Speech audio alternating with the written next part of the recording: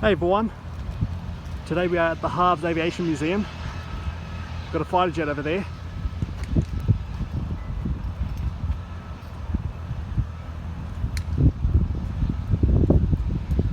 Then we have this, I'm actually here for this Boeing 747.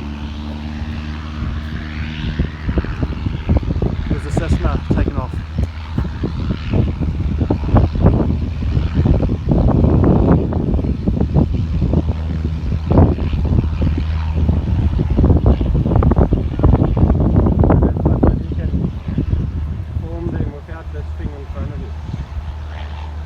So yeah, I'll see you guys in a bit.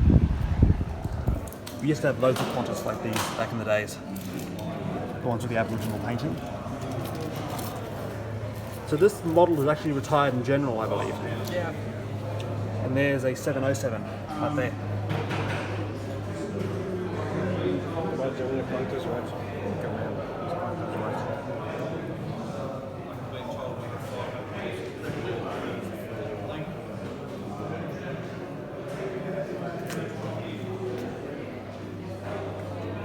I'm not sure what aircraft this is though.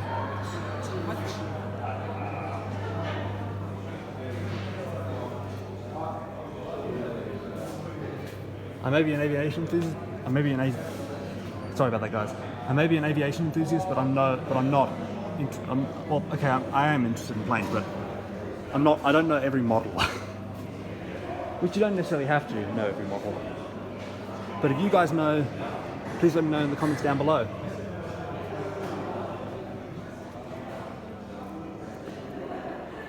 Check out this big helicopter.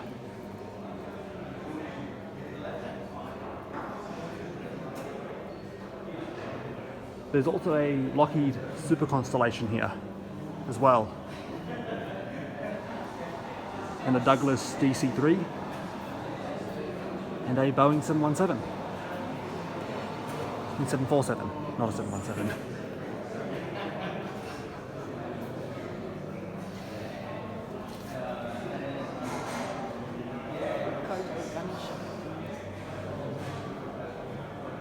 Here it is. It says it right here. It's a Bell AF 1PBF. Huey? Would you like to pop up in the cockpit there? Yeah, sure. Okay. Rocket launches under here. You take those off. Yeah. Nice. Show them.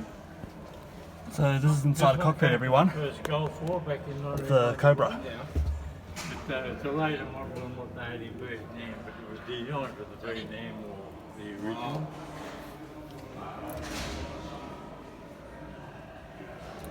What do you think of our tiger? The tigers, Australia's tigers. What do you think of those actors? Not. No. Yeah. We've got a bit of issues with those, I think. Got a few issues. Yeah. Absolutely amazing. That's cool, eh? Yeah. Take a photo of Johnny. That's the pilot seat, the gunnery man sat in the front seat. That's where the pilots are, Johnny. Yeah. Nice. I'm interested to see how it's going to get out of there. Yeah, I'll see you guys in a bit, everyone. It's good to see the old fashioned square, the square windows. Yeah.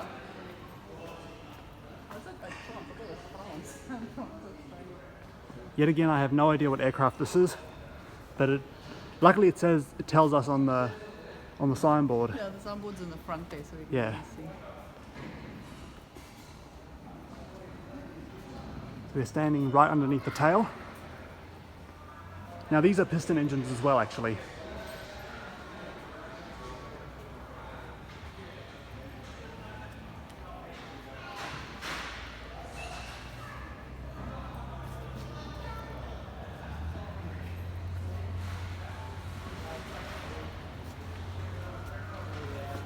Pretty big, actually.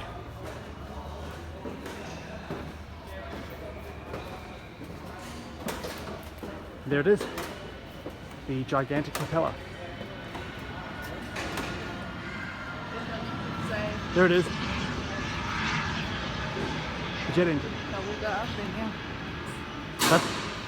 That's probably the most quietest jet I've ever seen. It's a Convair. The F-111. Yeah. Want to go look inside, Johnny? Yeah, why not?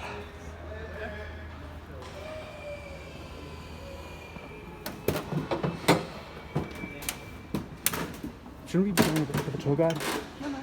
Okay. You won't be able to go to the back though. You can go in the road.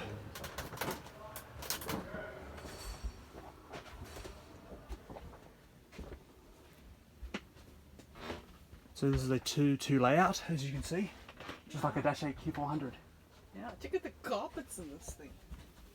Yeah, it was pretty fancy back in the days. Oh, very fancy. Back here we've got the lavatory. If you're wondering what that looks like, there. There's the lavatory.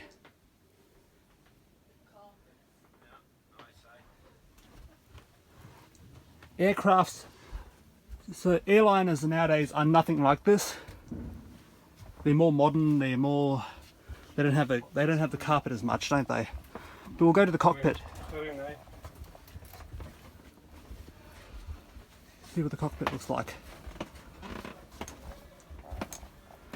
Excuse me.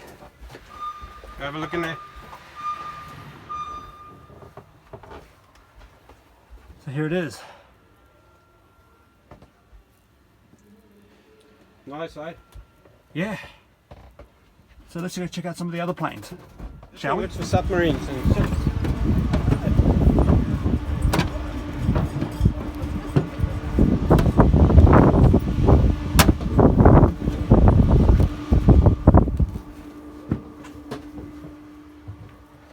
So this is used for cyclones as well sometimes. That's right. So here's your listening device. This is your sonar buoy.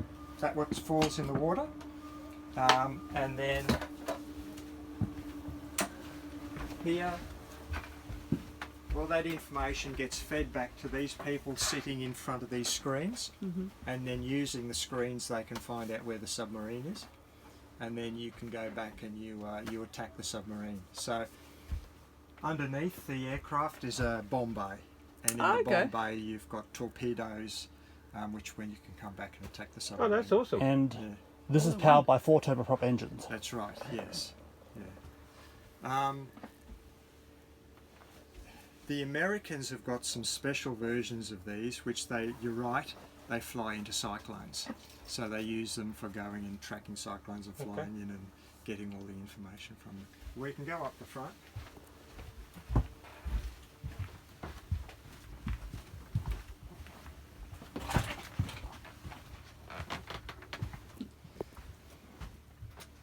So you've got 2 pilots, flight engineer. Here's your navigators sitting here. So we don't fly the P3s anymore, it's just the P8s now, isn't it? What's it? It's P8, I think. P8, yeah. So the P8, yeah. the P8 has replaced this. Okay. But this is a flying aircraft. We Okay, fly can this still one. fly it. Wow, Yeah, awesome. excellent. Yeah. Awesome. So this aircraft was handed to us from the Air Force Yeah. in flying condition, Okay, and good. we've kept it flying. That's awesome. Yeah. That is amazing. Yeah. So it is amazing because normally military aircraft become derelict and you've got to restore them to go flying. Yeah. Whereas this one is. This one was flying. That was Yeah, it was awesome. That's flying. fantastic. That's awesome. Yeah. So this aircraft is based on an airliner called the Lockheed Electra, Yeah. and of course the P8 Poseidon is Yeah. based on the Boeing 737. Yeah, okay. So it's a case of repurposing airliners for this sort of job. Surveillance job, Yeah. right. Yeah. I've always heard of it, but I never realised it was so big. Yeah. I always thought it was smaller. Well, that could be big because No, I know, but Oh, I don't know. I suppose just in my mind, I didn't Yeah. think it was this big. But if you go into the other hangar out the back, there's the Lockheed Neptune is there. That is the aircraft that preceded this one. Okay. Okay. But did exactly the same Okay, yeah. job. Oh, that's interesting. Because this aircraft can fly long distances over water, it's good for search and rescue. Search and rescue as well, So yeah. if you listen, partly because if they hadn't had a single big tail and big plane rolled over aircraft, you see, it would have been too. Originally designed in the early do you know who it was designed for? Who? Howard Hughes. So Howard Hughes is the eccentric billionaire. He owned an airline called TWA, and he wanted a plane that could fly from one side of America to the other. Lockheed built the original Constellation, which was a little bit shorter than this. And it was built, designed by a man called Kelly Johnson. Okay. So Kelly Johnson became very famous for some secret an American aircraft, so the U-2, SR-71, the first stealth fighters. They were all designed by what's called the Skunk Works, which was a secret design organisation. And these engines here, when they start, they puff out smoke, don't they? A lot of smoke comes Yeah. out. It is so cool, right? It is very cool. Another one just blew it. This is a super Constellation, everyone.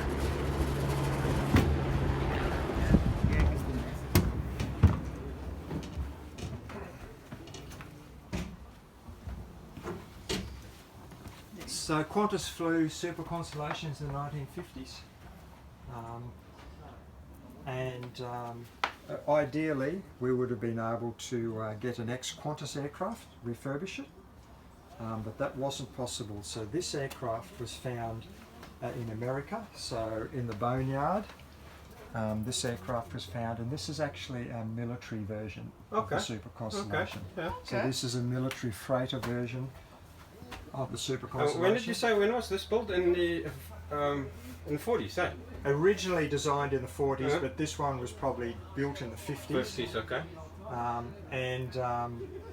So for over a few years in the early 1990s, HARS went over, or HARS members went over, they restored the aircraft, and in 1996 it was flown back to Australia. That's amazing. That's awesome. And it's been flying ever since. In fact, it was flying only, this aircraft was flying only a couple of weeks ago. Is it? Okay. It is the only flying Super Constellation in the world.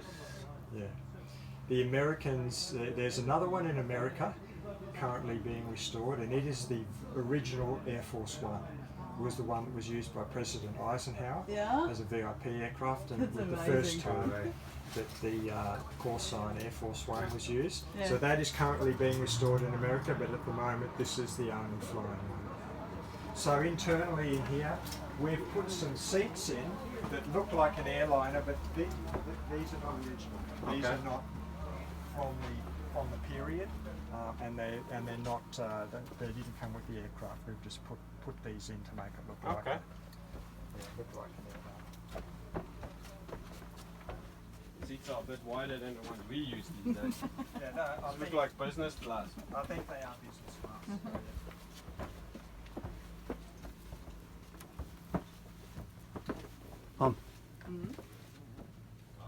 Right, you can see the engine.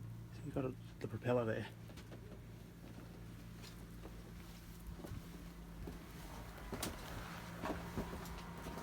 So you've got your two pilots in the front. You've got your flight engineer. Johnny, you wouldn't be able to do this job because you wouldn't fit in that bed. And here we've got a navigator. Oh. Okay. So that's something you do not see on modern aircraft. So this is the days before, electronic navigation age. So you've got to have a full-time navigator. And he navigates basically the same way that Captain Cook did. So he's got to look at the stars. Yeah. And so there's his sextant over there. Yeah. But because you can't stick your head outside, obviously, that sextant, see the silver bit there? Yeah. It's a periscope. It goes up through a hole here. Okay. And That's so he cool. sticks it up there, and then he can look at the Navigate by the stars. stars. Yeah, take all his sightings and come back and do all his calculations. Did Johnny look at the cockpit? Sorry. So I assume those numbers as well was to help him navigate or something. I think that's just relative bearings from the aircraft. Yeah. I'm not sure that it has any. I'm not sure that they used it actually. It's just, That's interesting. Very interesting. So, and it was going to take you, 4 days to get to London. Wow. You know? And that's it. Sydney, Darwin, Singapore, India. I'm flying to the UK in November, and I think we're going from Sydney straight direct to London. It'll be a long And we're It actually will be a following long behind, so flight. Yeah, least it won't take 4 so days. these days, if you go on QF1 to London, you'll get there in less than 24 hours. Yeah, we were like 22 with the stopover in Sydney. So you're going from where to where?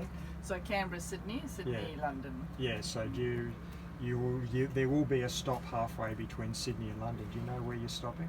Well, I'm not sure because we were told that it's direct. No, yes, it's direct, but you will be stopping somewhere. It'll probably be Singapore. What airline are you going on? Qantas. It'll be Singapore. Yeah. Most yeah. likely Singapore. Yeah. It'll be a long flight, that's going to add. Yeah. Yeah. You can't go direct Sydney to London yet.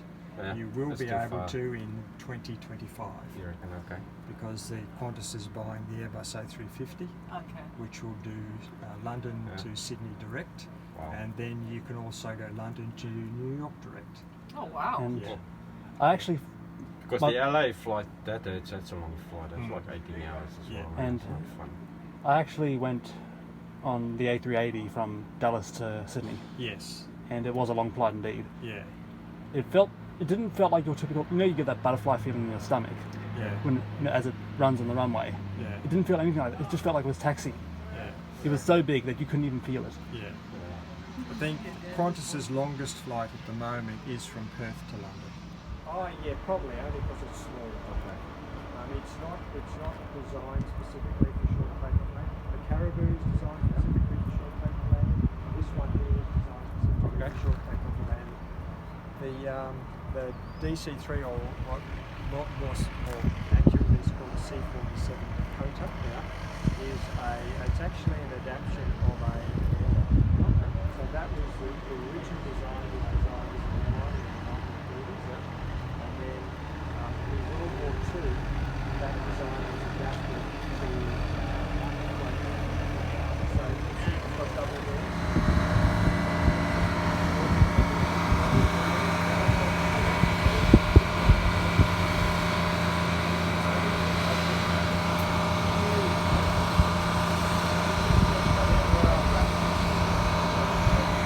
This is one massive aircraft, a Boeing 747.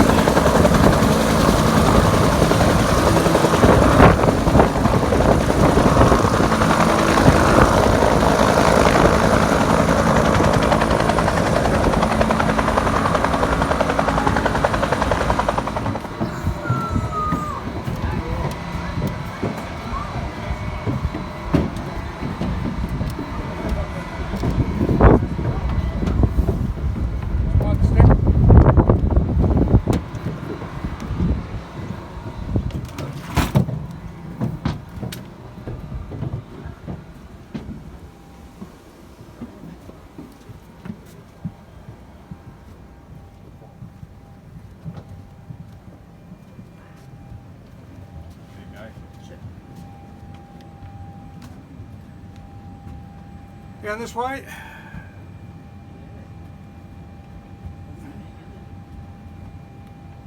Have you been on a 747 before? I think I might have when I was very young. Yeah. I actually went on one when I was with Air Singapore, I think, and pretty big.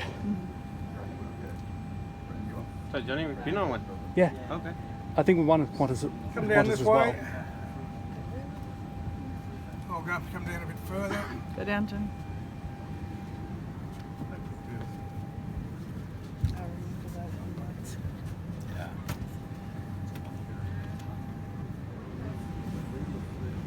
one. Okay, you wait here. I might stand on that side and talk. You want to sit at the back on these seats here.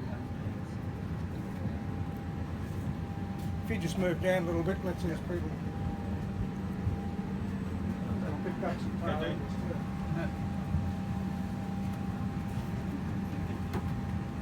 Okay, this aircraft is in three classes. Where we are now is economy class. Further up front there's premium economy, then right up the front and upstairs is business class. Fitted out with 371 passenger seats. In-flight entertainment is in the screen in the back of the seat in front of you. Beneath that's a drop-down tray table. Behind you, sir, behind overhead lockers where you can keep noisy children. Oh, sorry. You can put carry-on baggage. These seats are reclined, but there's no footrest on. If you wander down the end there, on either side there, you'll see the toilets and the bathrooms. If you've been on the Super Constellation, you saw the bathroom.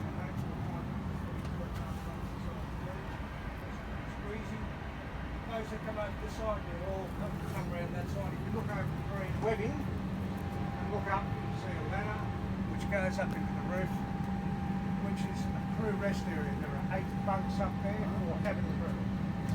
You need to be fairly friendly with your co-workers. It's a bit squeezy. So that's there. So if you just want to wander around, have a look there. So you're on board a 747. That's probably why you have to be Here it is.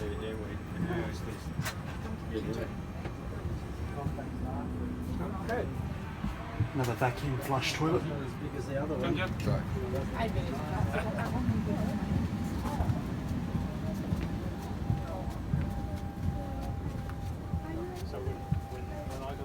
Babies. I might hop in here and you can either. Yeah, just see, that should do. The others can stand in here. Okay.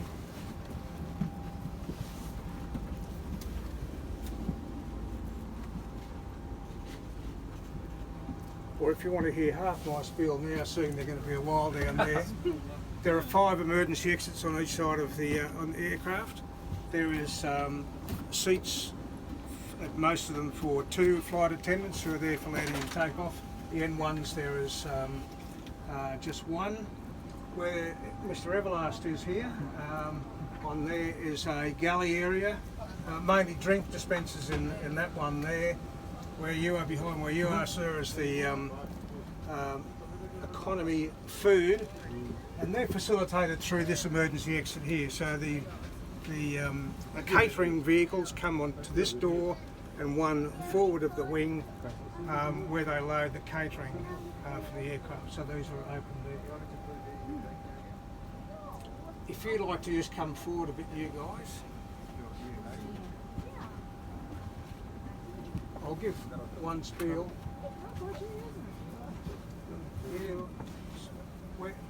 Yeah. I'm going to tell these people about this. I'll tell you and the people behind you later. So you can listen, but you might get the spiel twice. Actually. Yeah, okay. So the emergency exit. This is the escape slide in this box. You've heard the expression, no doubt, if you've travelled on jet aircraft, armed doors and cross-check. As you're pushing back from the gate, and when you get back to the gate, disarm doors and cross-check.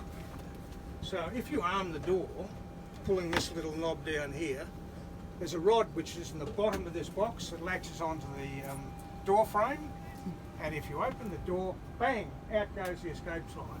It's an explosive device, like your car airbag. You cannot physically do it when you're airborne, only on the ground. You've got a cabin pressure of something like about 240 pounds per square inch. Pushing that way, you won't be able to budge to pull it open. So as I say, it's an explosive device. When you get back to the gate, they will say disarm doors. They lift the lever up to disarmed. And by the way, all of these have been disarmed anyway. So the rod goes in and you can open the door like the one we walked in.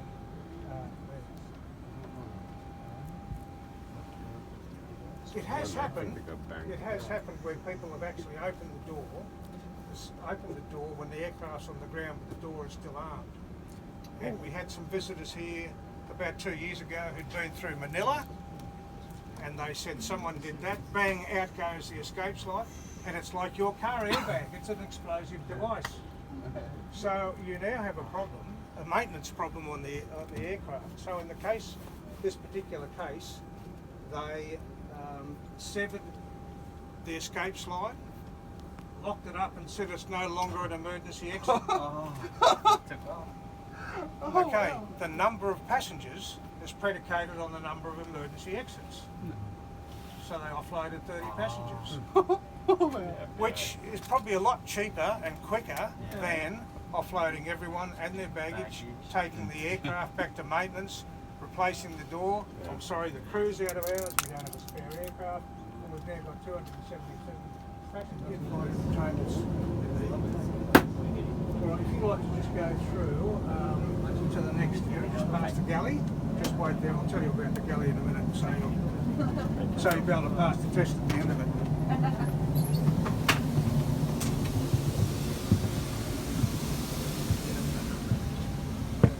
Those area here is premium economy.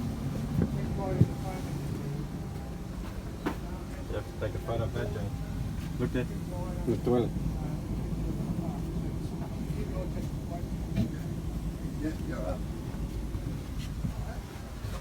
You get it. 16 hours. Hmm? It's from the advert.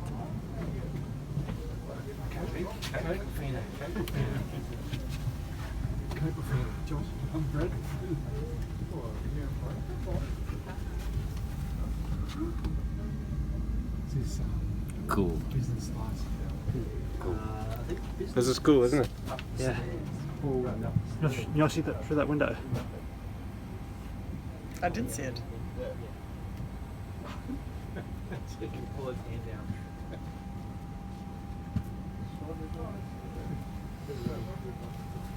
Just have to wait for you to.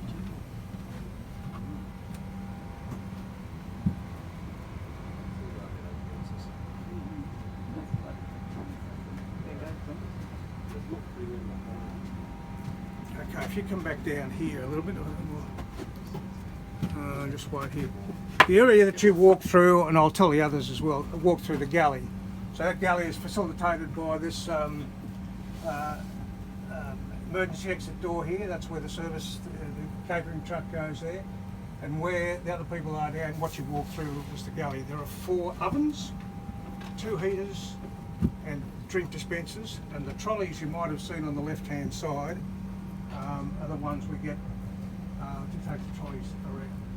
There's a lift just about where that lady with the glasses is standing, where she is there. There's a lift there which takes it up to the galley upstairs. If you just like to wait here. Okay,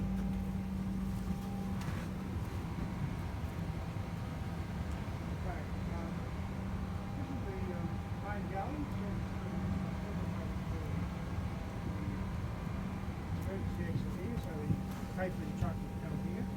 The galley has 4 ovens, 2 warmers, drink dispenser, and they're the trolleys. Narrow enough to get down the line. How do we get them upstairs?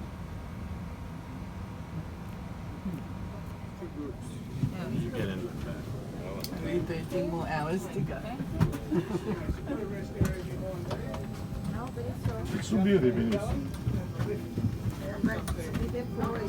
The lift is just around the corner behind the webbing, and crew rest area around there.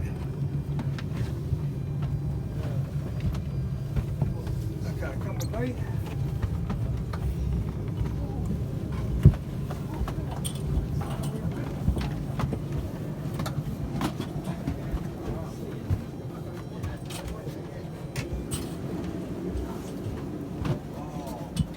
Would you like a drink, sir? Can we get some? Take a few if you like. We'll let the lady up here sit down if she.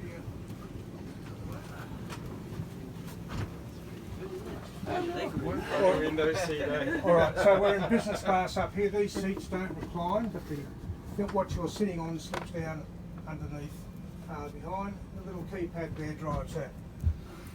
Business class is also up the front of the aircraft. For those sitting next to a window, just mind your head when you stand up because you've got that overhead locker there. If you do have a window seat, right next to you on your right hand side there, your left hand side there, is a locker. So in that locker you can put your pillow, your blanket, your briefcase or whatever, and you can rest your gin and tonic there while they're feeding the oysters and salmon and caviar, I suppose. So in-flight entertainment is in here. It just pulls out of there on that. The aircraft, as I said, fitted with these newfangled things called computers in 1989, and so the aircraft has its information on a screen. It's called a glass cockpit, and there are 6 screens. Now this is 1989, sort of early 70s generation. These days, 1990s generation. These days it's like walking into an Apple store. It's high resolution, high fidelity, really absolutely fabulous displays. The original was actually on CRTs, cathode ray tubes. Rather, these were LCD. That one and that one are the same. That one and that one are the same.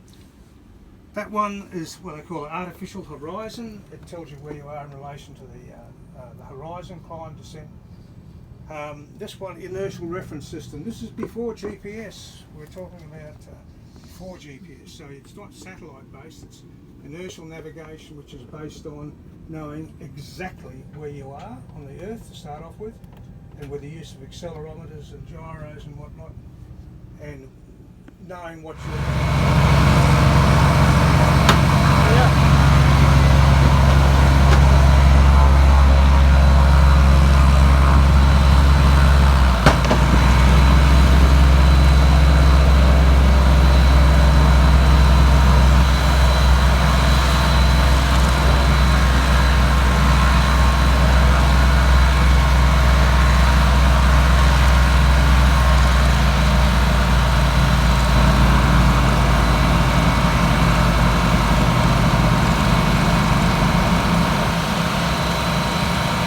Old airplane, what can I say, eh?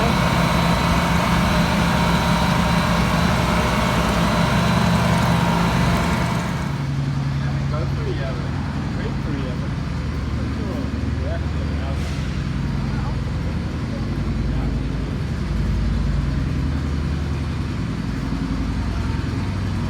So there's the Lockheed Super Constellation, one of the many aircrafts I was here for.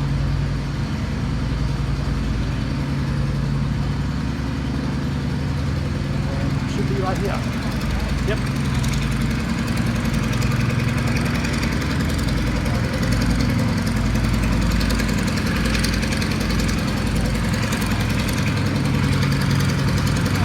The reason why it's very loud is because it's an older airplane.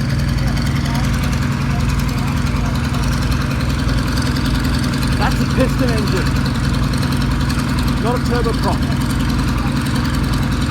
Which means this one here is much more quieter than that one.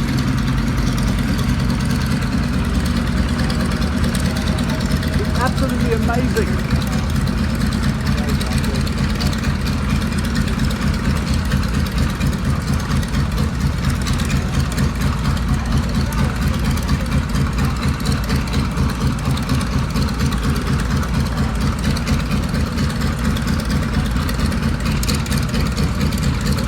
Imagine a decent tree's next.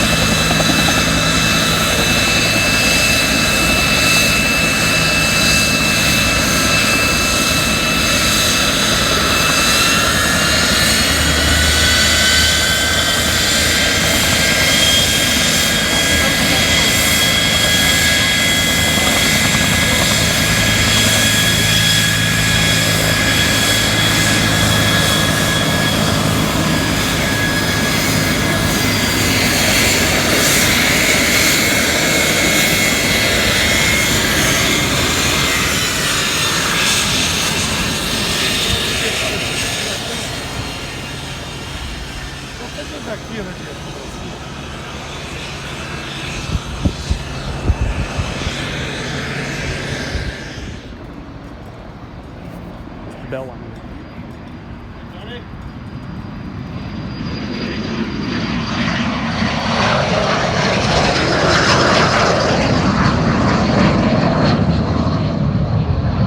That's awesome. So much fun, yeah? There he is.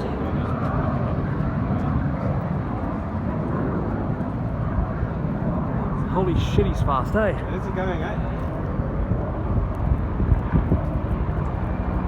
And I'm actually standing under the tail of the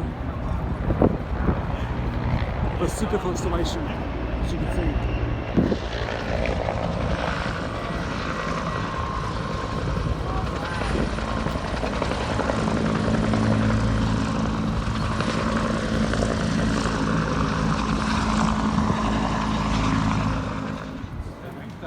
Cessna, maybe? Victa Airtourer 115. Oh, Victor. My brother actually flown a plane very similar to this, actually. Pretty amazing, actually. I think this one here is a Beechcraft. Yeah. Yeah, it's a Beechcraft, yeah.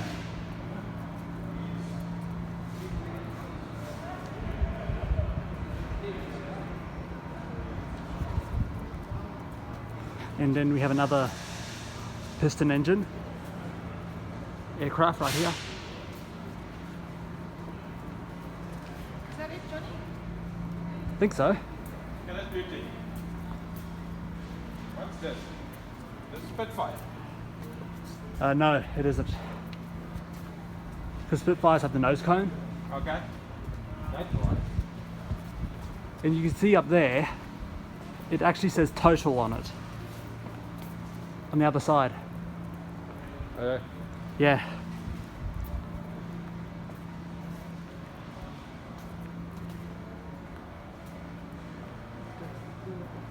So that's about it, everyone.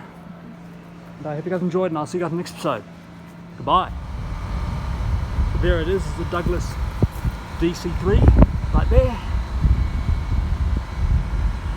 An absolutely stunning aircraft.